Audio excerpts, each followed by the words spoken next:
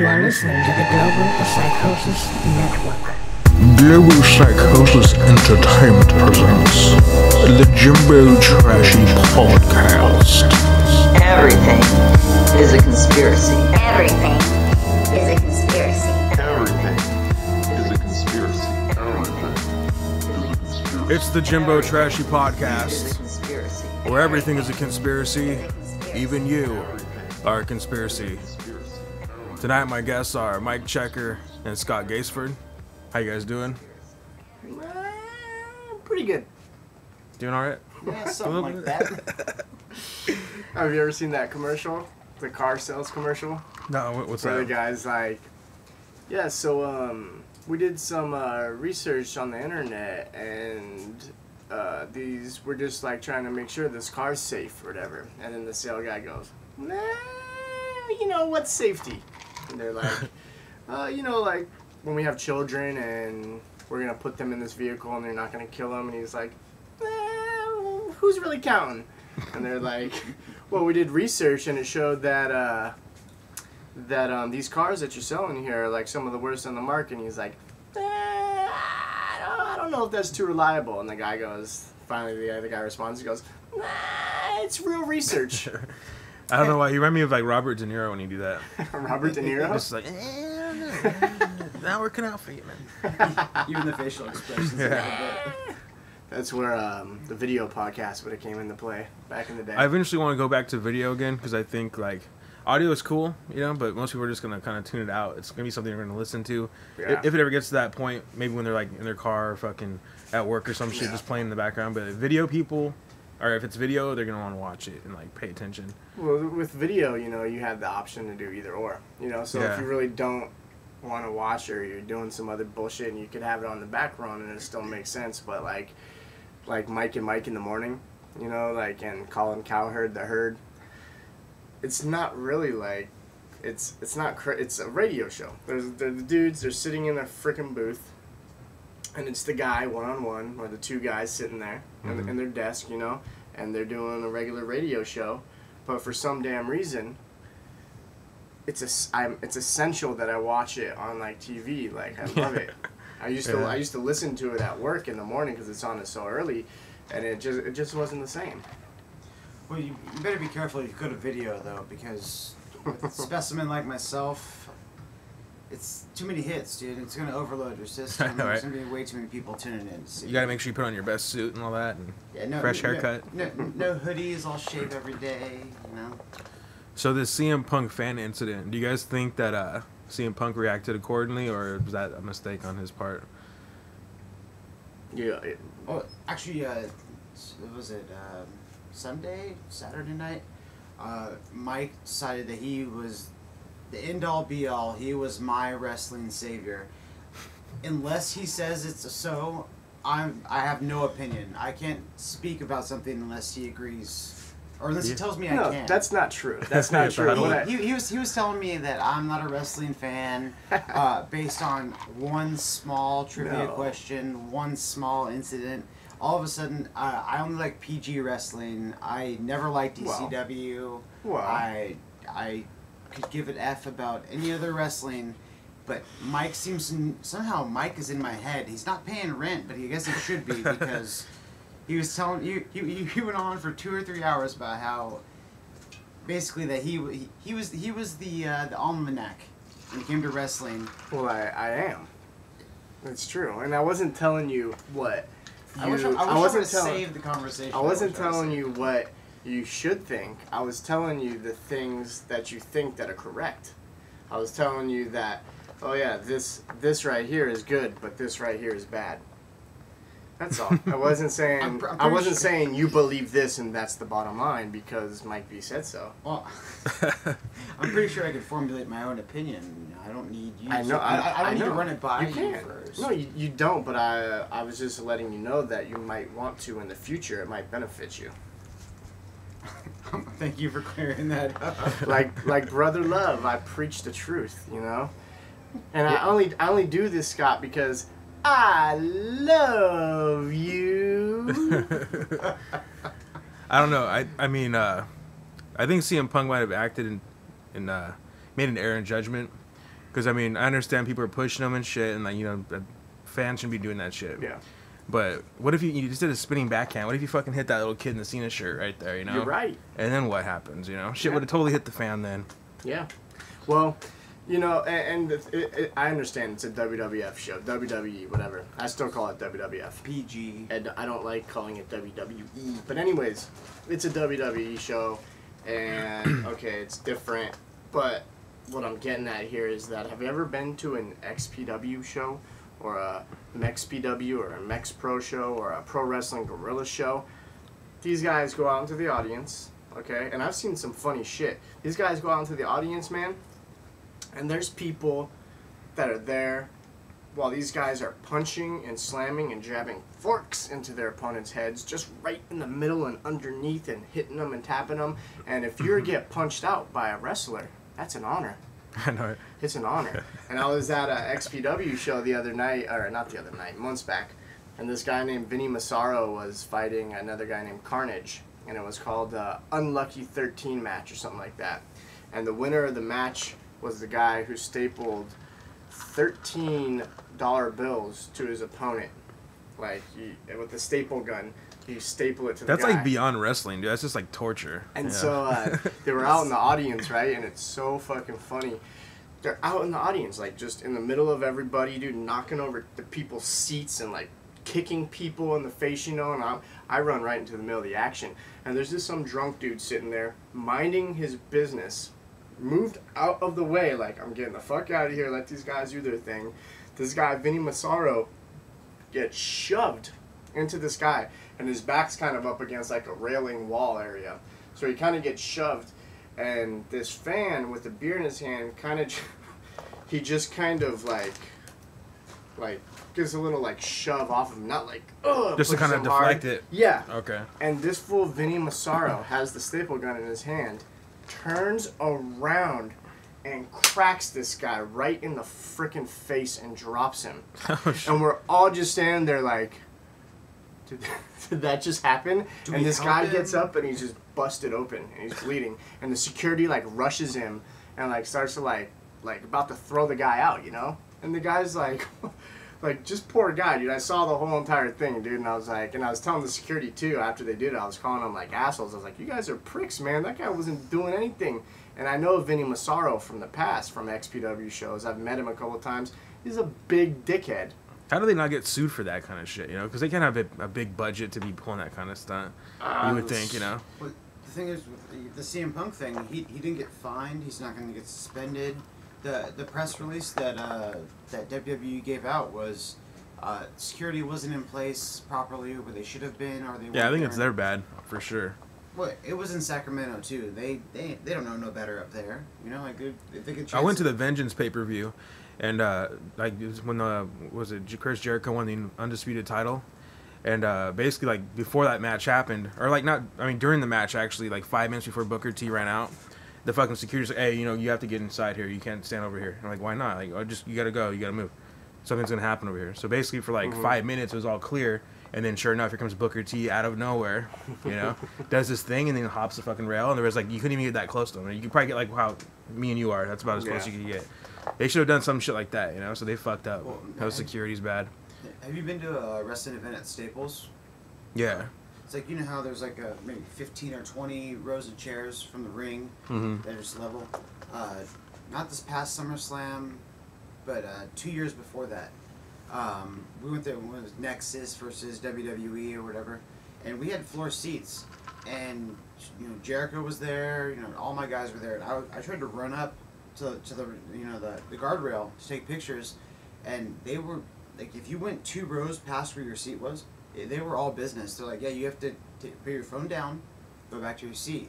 And I was like, all these little kids are running to the railing, you know, but maybe it's because you know I'm an adult. Technically, I'm an adult. You know, it's like Technically, yeah, but I mean, like they were laying the law down, but I mean, let's see, that's what the second or third time CM Punk's ran in the audience. In Chicago, no one was going to touch him, you know, when he did Money in the Bank. But in Sacramento, they're just trying to get their freaking name out there, you know, just trying to, oh hey, I was the guy who did this. And first of all, you should have the common sense, whatever you want to label the guy. if you're gonna freaking mess with someone who is a professional wrestler, whether he's a good wrestler or not a good wrestler, is in shape or not, he probably packs a little bit of a punch. And if you poke a bear in the ribs, what do you think he's gonna do? Dude, he was bragging about it on Twitter. WWE made him freaking shut his Twitter account down. Oh, they did? Yeah. Okay. Because I was telling him he was kind of. Oh, sorry. He was kind of, you know, give you the counter argument to what I said. But when you buy a ticket to go to a wrestling event, to my understanding, you're not allowed to touch the talent. You know, if they're okay with it, it's in, you know, whatever. Obviously, you can't assault anyone anywhere, let alone assault. I wouldn't even want to touch a wrestler, dude. They're all sweaty and shit. And I have, and yes, it's gross. I was like, hey, dude. You make mistakes. High five, maybe, but I mean, I don't want to be like, come on, Psychosis, give me a hug, dude. Dude, I've hugged Supreme in the bloodiest state ever, dude. Just had blood all over me, and I was like, oh god, I gotta go get an STD test now. Damn it! And then the Mike like licked himself clean. Hey, have you guys heard of Stone Cold E.T.? I don't think you guys have. I've heard of it, but I didn't watch it. I saw someone on Facebook post it. You gotta see this shit. It's weird because I came across this shit and then like I thought it was hilarious, and I thought, you know, maybe because I'm a wrestling nerd I thought it was hilarious, but now everyone that's not even a wrestling fan's like trying to make this shit viral. I mean, it's already viral, but like people that you would think wouldn't give a shit about it are fucking like before you posting start this shit. that. It's like it's a parody or something. Yeah, it's before you start that though. Did you see the YouTube video of the CM Punk incident? Yeah. Like you saw the people who were right there. Yeah, the guy's doing like the deal with it glasses and he gets fucking smacked in the face. So like what that video kind of told the story, you know. But like what I didn't see is that you have to actually see the live Raw footage too to understand the full entire thing, because what had happened when I was watching on Raw, I went back and looked at it, and in that YouTube video, the close up, you don't see the very, very start of what happened. And CM Punk runs up to where he is, and he shoves one of the fools, like, out of nowhere. This kid didn't touch him, didn't do anything. He runs up, and he shoves this kid, okay? And that's the kid who first shoves him twice in that close-up video. He shoves him once, and he looks back and gives him that fucking look, and then he shoves him again, and he gets in his face and, like, in his ears talking trash. And then from the back, you see that dude in the white shirt, where the dude with the sunglasses is the guy who gets hit. He's right behind him, and he sticks his hand like underneath him. He just shoves the back of his head. It was so funny, dude. And then the guy's coming down with his sunglasses, and it's so funny because if you don't watch it a couple times, it actually looks like the dude with the sunglasses comes down and elbows CM Punk, but it turns out he didn't. Giant But Gonzalez. El Gigante right there. We're watching a little old school video right here that's in the background. You see Giant Gonzalez, El Gigante, in WCW winning a battle royal. But yeah, that's anyways. If you saw the close up video of that incident, and long story short, CM Punk would have been justified if he hit the right person. And he hit the wrong person, and he completely swung a wild backhand behind him. You know, and like you said, he could have hit anybody. He could have hit a kid on his dad's shoulders or something, you know? Like, why not just, like, look and see who it is? Because you're going to see the guilt on their face. Yeah. And then just fucking go for that guy, you know? You guys, Heat of the moment, though, so you can understand. Like, I understand how someone could do an error in judgment like that. I just feel like, too, like, if that was me, too, especially if I didn't do any shoving or anything, and CM Punk's in my area where I'm paying for my seat, you know? And it's cool. Oh, yeah, he's right in front of me right here. This is tight. When someone behind me gives him a shove and he turns around and fucking whacks me, you know, like, I probably would have gotten my ass fucking beat, but instinct, I would have freaked out, you know, like, why did he just hit me? I would have thrown some fucking hooks, and, you know, like I said, I'd probably be in jail or something because of it, but, like, that's just my instinct. If I'm getting shoved in the face or punched in the face, I'm gonna throw a fucking, just a haymaker. Hey, how lucky is that guy with the glasses to have his arms up, though, to deflect it, you know? Yeah. So, I mean, it kind of shocked him, probably kind of startled him, but he didn't get, like, a full-on, like, bam, you know? And he walked right, and that's another thing, too, in that YouTube video you don't see on what they show on Raw afterwards, is you see the dude, he's already back up on his feet, right behind Punk still, and he's like, all these people are talking to him, and he's doing, like, the shrug, like, I don't know, I didn't touch him, I don't know what happened. Security's coming up to him, and he's like, I swear, I didn't touch him, you know, like, He didn't get him that good because if he did, the dude wouldn't have been on his feet fucking talking to everyone still, you know? Yeah. Well, there's two things. That space that you pay for to be there, you're paying for that space to see said person, most likely. Sure. It was the main event. And two, you guys are basically saying if Ron Artest would have hit the right guy, then he would have been justified too. That's not what I'm saying. No, that's what I should have posed that more as more of a question because Ron Artest didn't hit the right guy. Right. Ron Artest went in the I stands. forget what even started that. Were they just talking, booing, talking shit or something? No, he was laying on the announce table in Detroit, and someone threw a beer. And caught him when he was laying down on the scorekeeper's table. Oh, okay. He ran up into the crowd and he cold clocked the wrong guy. Professionally or personally, you know? That's where it comes down to. Was he professionally right if he hit the right guy? No. But personally, hey man, like, and he hit the wrong guy, so he would have been wrong in either sense, you know what I'm saying? But like, and CM Punk too. That's why I'm saying I get it. If he would have hit the right guy, I would have been understanding personally why he would justify that. But what about Ron professionally? Like, that's what I'm saying. Ron Artest hit the wrong guy. Okay, no matter If who someone threw a beer at you, no matter you- who he hit professionally, he's wrong. He's gonna get in trouble either way. But personally, if he runs up into the audience out of instinct, I can justify it by going, okay, you know, like, what do you expect? You gonna throw a beer at a guy just because he's a basketball player? You think he can't react? You know, so. It could have been because he's black. Could have been because he played Many for the other things, team. I'm not gonna play the whole thing because it's kind of long, but it's just kind of like midway through. But the best part's like about right here.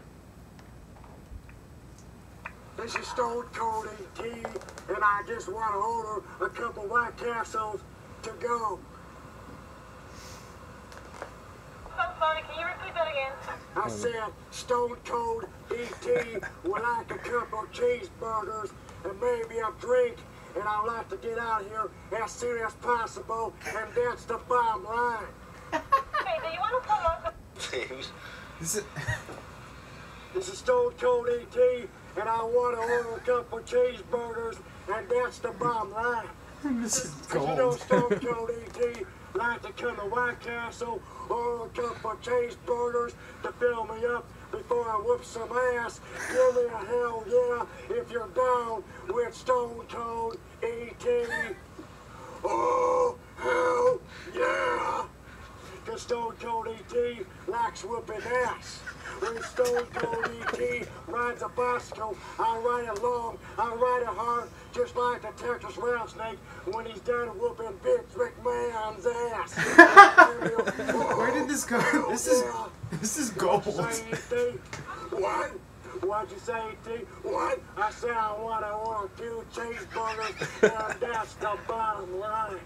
Cause no Stone Cold love a little White Castle burger with a little onion, with a little meat on it. Cause there's nothing like Stone Cold Steve Austin eating those little White Castle burgers.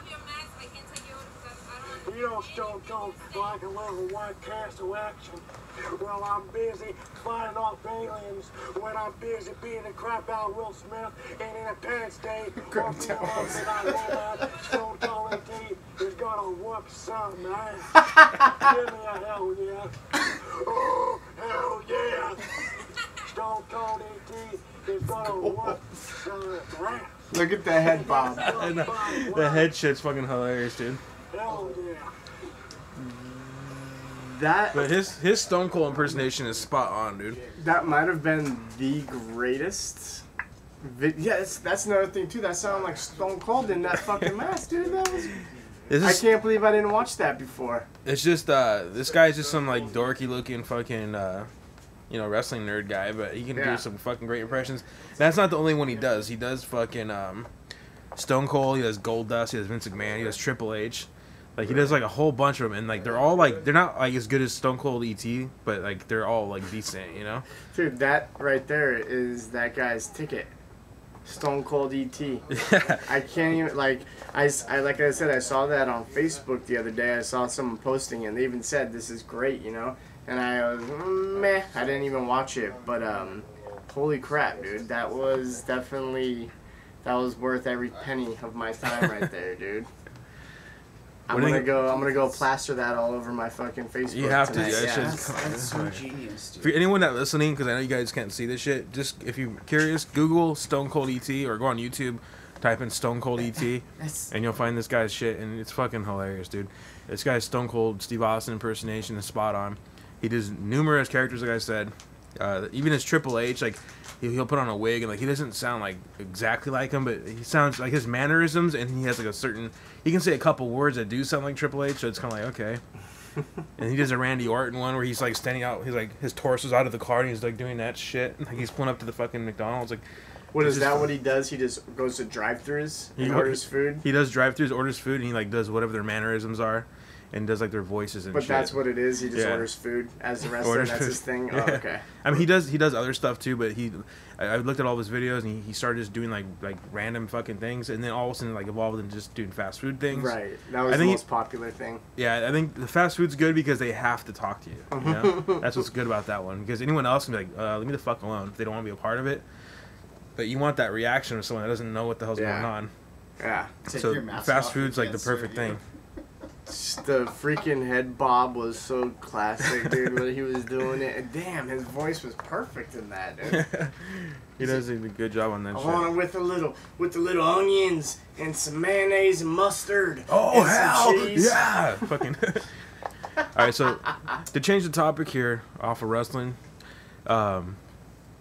there's just like, I guess this new, you remember like, you heard like Blood Brothers, people like would cut their fucking fingers or whatever they fucking do. Right. And touch fingers, like hands, and fucking they become Blood Brothers when they do this shit. Well, there's this new thing that's been hitting the fucking schools and hitting the streets. It's called bait switching. And I guess what they're doing is this is like a teenage girl thing. They're like taking out their used tampons and swapping them with each other as a way to become blood sisters. And supposedly it's like no big deal. And these girls are just doing it. I mean, it's like the new craze and shit. I don't know how popular. I don't know if like the cool kids in school are doing it yet, but it's already like there's already like a small cult group of kids doing this shit, and it's called bait switching. I guess it's like the fucking term for it. And just want to get you guys input on that shit. I mean, what will teenagers think of next to fuck? I mean, we did some crazy shit, but is there an article? Is there some kind of backup to this? My mind is fucking blown right now. Yeah. I know it's hard to believe because I was kind of like, what the fuck? Week in and week out, he doesn't cease to amaze me. Last time it was Brazilian fart porn, and now it's fucking cakefarts.com. Oh, let me find this shit. I'm gonna find it for you. Scott's a fan. Have you ever heard of cakefarts.com? Yeah. Oh yeah, that's different. But yeah, fart porn, Brazilian fart porn is a whole different can of worms there. Yeah, that's like mouth. Those Brazilian chicks, dude, I don't know. But actually, it is, I guess, in the same genre. With that big, beautiful Brazilian ass in your face, Okay. can you really complain about whatever happens next? You know? Okay, this is from thedirty.com. So if you guys want to go on thedirty.com or just type in like bait switching needs to be illegal or some shit. Okay, so the name for it is doesn't. The bait and switch, dude. I don't know. I'm not saying this is a epidemic or anything. I'm just saying there's like. Could you say thedirtyhype.com? No, just thedirty.com. Oh, okay. Because I know this guy. Shout outs to my boy Scotty Sample, who fucking runs with the Dirty Hype crew. But anyways, go on. Okay. I mean, like I said, I don't know who is doing this exactly. I'm not saying it's an epidemic. I'm not saying like it's gonna take off like wildfire or nothing. But I mean, there's obviously a school of girls that are doing this shit, and maybe a couple different like within a different couple areas, enough for people to like post about it. So if you go on thedirty.com, someone posted a little thing here. It says, Nick, you need to bring awareness to a high school trend that needs to be stopped. I'm not sure if you heard of bait switching. It's like blood brothers for female best friends. The practice is spreading like wildfire, and I find the whole bait switching trend super gross. High school girls who are on their periods on the same cycle take their bloody tampons and trade them. The rules are you insert a new tampon for 1 hour and then pull them out and trade tampons and cannot remove them until 3+ hours, essentially, to make you sisters for life like blood brothers.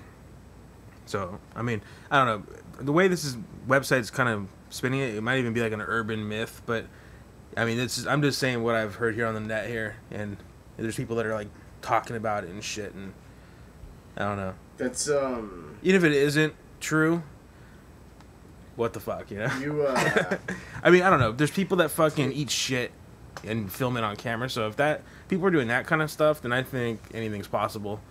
How does that conversation go down? You're like, oh, hey, Michelle, you know, you're one of my best friends. I just want, I want to feel closer to you. You know, I'm just gonna put my tampon in. I'm gonna take it out, and then we're gonna just do the old switcheroo. Is that cool? Then that way we'll be like connected to each other. She's gonna be like, I thought you'd never ask. Yeah, I know. I've been thinking that same thing for so long. Here's a personal real life story, right here, and I quote: "A girl in my history class wanted to trade with me, and I almost beat her up. And then I found out she bait switched with my sister." What a little bitch. Okay, Nick.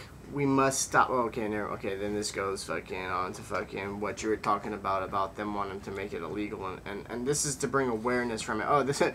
Okay, we must stop this because I know you can get AIDS from doing this, but my sister, she doesn't care. No, she doesn't. She has bait switched with 10 girls this year. And I'm worried because she is always sick. Son of a goddamn I don't know. This gun. is sounding more and more like a fucking parody. My mom won't take her to the doctors either because we don't have health insurance. Oh my god. Anyways, I graduate this year, so if you need an intern, I could work for you. Oh, by the way, if you guys are hiring. That's a silver lining. I think you just killed your chance, dude. Your sister, guilty by association, dude. How would they make that illegal, though? Would you have to, like, pull out the... nah, that's not you. Oh, my God. I don't understand how you would fucking enforce that shit, you know? Very true. It's honor system. I mean, yeah, you can't... I'm pretty sure it is illegal, but, like, you wouldn't be able to enforce that, you know? Yeah. I mean, like, illegal, like, that's just not something you can make illegal. I don't know. I mean, if this is not a true story, I apologize. I just found this on the net, and I thought it was fucking funny. I don't get like uneasy or uncomfortable or anything, but like just the name and like the whole idea of it, it's like I'm like blown away right now. I seriously think that like it's like I can't even. 2 13, 14-year-old girls, I honestly have no idea how this would come about. 15-year-olds maybe, but 13, 14 absolutely not. Well, fuck you. You know what? Fucking me. Yeah. Sorry. My prepubescent age is a little. Okay, to keep it in the high school realm here. All right. This one I do know is for real. We love the high school realm. I know, right? Because I'm trying to appeal to those teeny bopper demographic, so it's my way to connect with them. Mm-hmm. This is this is an actual fact here, so don't worry about googling this shit later. But I guess in Texas they're doing RFID chips in the IDs now. And remember before when you back in high school, like, oh, here, everyone has to raise their fucking hand when they call your name and shit. Now they basically just like scan your card. So if your card doesn't get scanned, then they fucking know you're truant. And I guess a bunch of kids are like refusing to fucking use their fucking passes and shit. So they're getting like suspended or whatever the hell's going on with them. And it's like a big fucking thing now. Like there's a debate here, like, oh, is it an invasion of privacy, or is it, you know, reasonable because these kids are fucking hopping fences anyways and fucking trying to ditch. So now if you have them tracked, they can't fucking, you know, be truant as easily. Oh, it's reasonable if it's just like roll call. You know, it's like what information is. It's just, hey, you're here. Yeah, but you have to wear it around your neck, and I think that's like the big thing is they're saying like they can track you at all times, and even if you have it in your wallet or some shit, like if they really wanted like to. A GPS type thing? That's like a GPS type thing where like so if you had that shit in your wallet, like your school ID, they could like know where you're at all times, even on the weekends when you're fucking at your buddy's house smoking weed or whatever the fuck you're doing, you know? Wait, are you sure? Like, so it's basically what it is it's our school ID like we used to have when we were, you know, our picture on it. But they can track you with it now. And so, I mean, what's the purpose of that? That doesn't make sense. Why would you want to do that? Well, I would think that fucking, if you're gonna get your fucking ID scanned, why do you need a GPS? You go into school and you... Or maybe they don't scan it. Yeah, maybe they don't scan it, but they have some sort of monitoring system, so like, they don't have to take roll anymore. So basically they what just... it comes down to maybe is like when 8 o'clock comes around, and that's first period. So when 8 o'clock hits the tick, everybody who's supposed to be in that classroom, they see on a computer they're here and oh, there's an empty seat right here, or this guy's at McDonald's down the street or something. Like I mean.